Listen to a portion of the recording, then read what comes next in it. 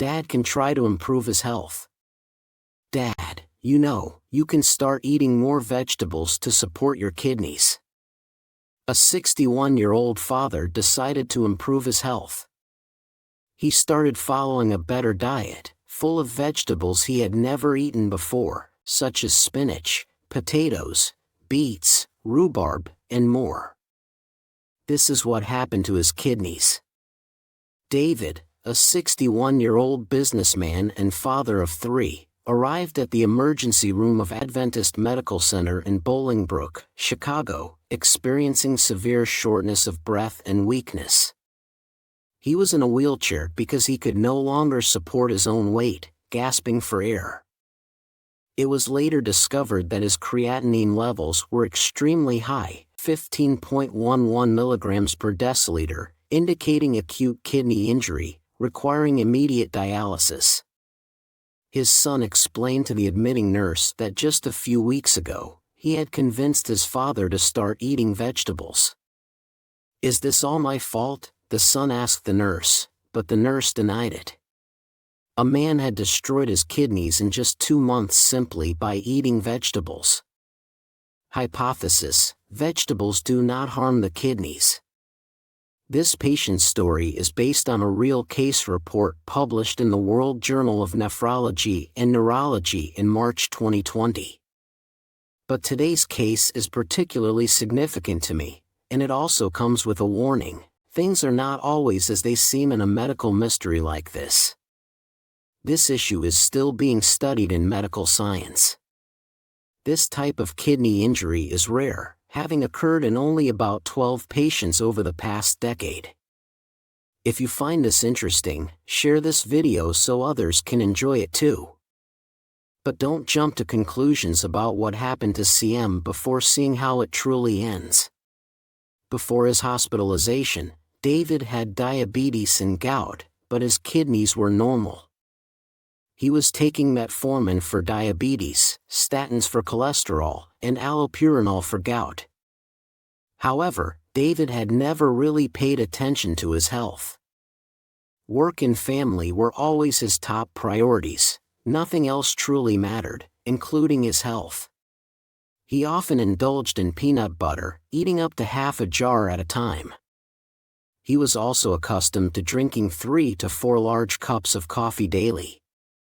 David had promised his younger son that he would take his New Year's resolution seriously. A promise to his own son was not something he would forget, so he decided to start immediately by adding more vegetables to his diet. But that's when things started to go wrong for him. After 1 month of this improved diet, his legs began to swell. He had never experienced swelling before, but he had no time to pay attention to the symptom. He had too much work to do that week. After 2 months on his vegetable-rich diet, he woke up one morning feeling so fatigued that he could barely get out of bed. For the first time in years, he had to call in sick to work. Even his secretary was confused and worried. David had never been sick and was always working. Eventually, he got out of bed just to go to the bathroom. What happened next truly frightened him. He saw something red in his urine and, for the first time, noticed that he was breathing faster than usual. "What's happening to me?" he thought. "Should I schedule a doctor's appointment, or should I call an ambulance if I see red urine?" But there was no more time. As he tried to return to bed, David's head started spinning so rapidly that he lost his balance and collapsed to the floor. He barely had enough strength to reach for his phone and call an ambulance. When David was brought to the emergency room, doctors discovered that he had severe acute kidney injury. His kidneys had stopped functioning, which caused all his symptoms: swelling, fatigue, blood in his urine, and even difficulty breathing and maintaining his weight.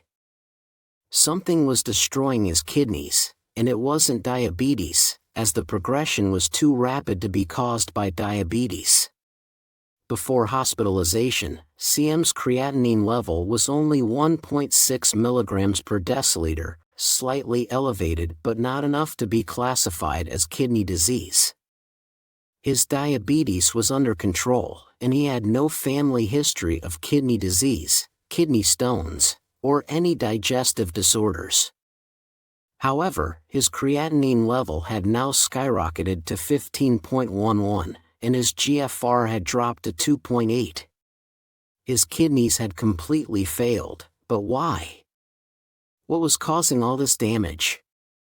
After the first day of dialysis, David was alert enough to help doctors with the diagnosis. He confirmed that he was still taking his diabetes medication and denied any exposure to harmful substances. He had not taken NSAIDs or antibiotics known to cause kidney damage. He told the doctors that he had never been exposed to anything dangerous to his kidneys, such as contrast dye from an MRI. Nothing made sense, and the doctors were puzzled. But you see, CM's kidneys weren't destroyed by some external force or ancient curse. There had to be a medical explanation for what was happening. Perhaps a kidney ultrasound would provide the doctors with the answers they needed. By the third day of hospitalization, the kidney ultrasound showed nothing remarkable. There was only one thing left to do: a kidney biopsy. A kidney biopsy is a medical procedure in which a small piece of kidney tissue is removed for examination, usually under a microscope. This was the only way to truly see what was happening inside his kidneys. This time, what the doctors found in David's kidneys was so remarkable that they actually wrote and published a paper about the discovery. So, what exactly were they looking at? You can see fibrosis in David's nephrons. Fibrosis refers to the thickening or scarring of tissue, indicating damage to the tiny filtering units in the kidneys. And here was the cause of the damage. The bright spots seen in the biopsy were calcium oxalate crystals in David's kidney tubules. Calcium oxalate crystals are the most common cause of kidney stones.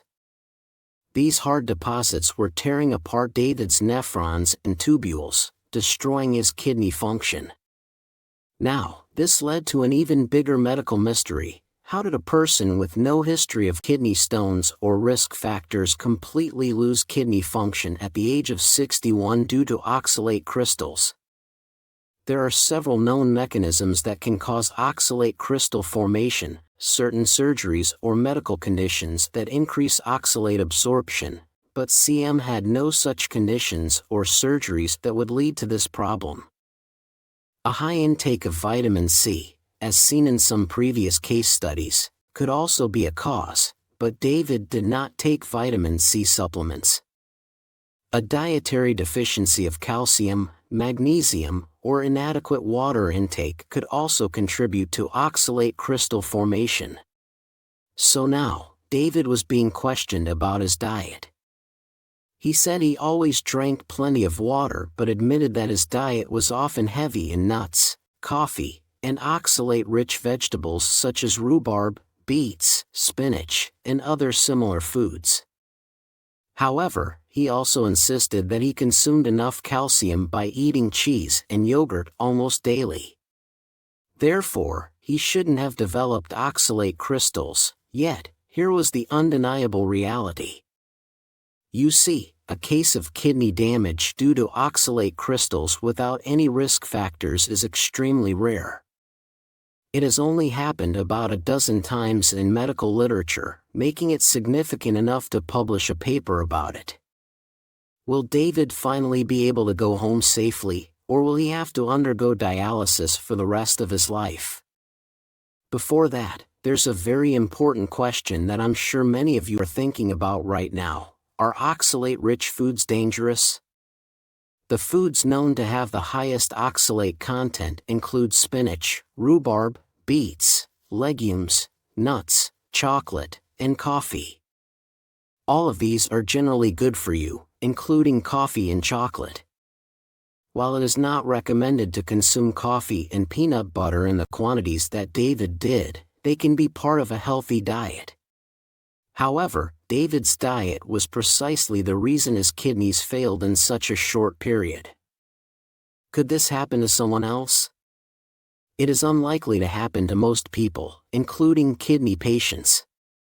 You see, the bacteria in your gut break down oxalates before they can cause trouble.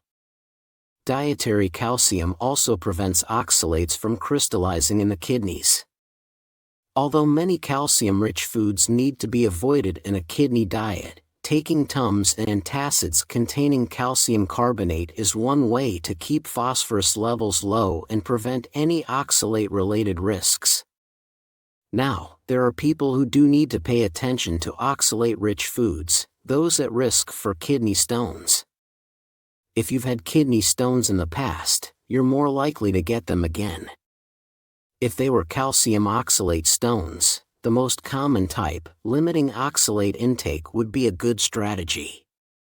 People who have undergone weight loss surgery or other procedures that affect gut function may also have high oxalate levels in their urine. So, if you have gut disorders or take antibiotics, you may want to follow a low oxalate diet. Additionally, people who need to restrict fluid intake due to kidney disease may be advised to follow a low oxalate diet. But for most people, the benefits of nutrient-rich, oxalate-rich foods far outweigh their risks. And while David had no risk factors for kidney stones, as we've seen, how did he end up with oxalate crystals in his kidneys? Researchers could only find one explanation for this extremely rare phenomenon, a rare genetic mutation related to the crab cream protein, which may have caused inflammatory issues. I won't go into too much detail, but this had only been observed in mice before David's case. David's condition was also linked to gout, so this paper suggests that there may be a connection between gout and oxalate-induced kidney damage. Alright, everyone, do you want to see the ending?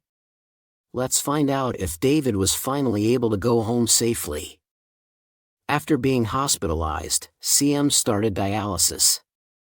After 3 weeks in the hospital, David regained some kidney function. Unfortunately, when he was discharged, his kidney function was still too low for him to stop dialysis. But not all hope was lost. You see, David never had chronic kidney disease, and by completely eliminating what was damaging his kidneys, there was hope that he could regain enough kidney function. David was also educated about his rare condition and advised to avoid oxalate-rich foods.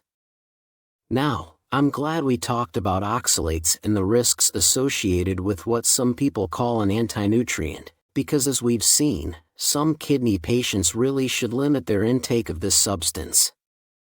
Let me know if you'd like to learn more about how to avoid oxalate-related risks in a future video. And if you want to see more real medical mysteries like this one, this is all for today. Thank you for watching, and God bless you.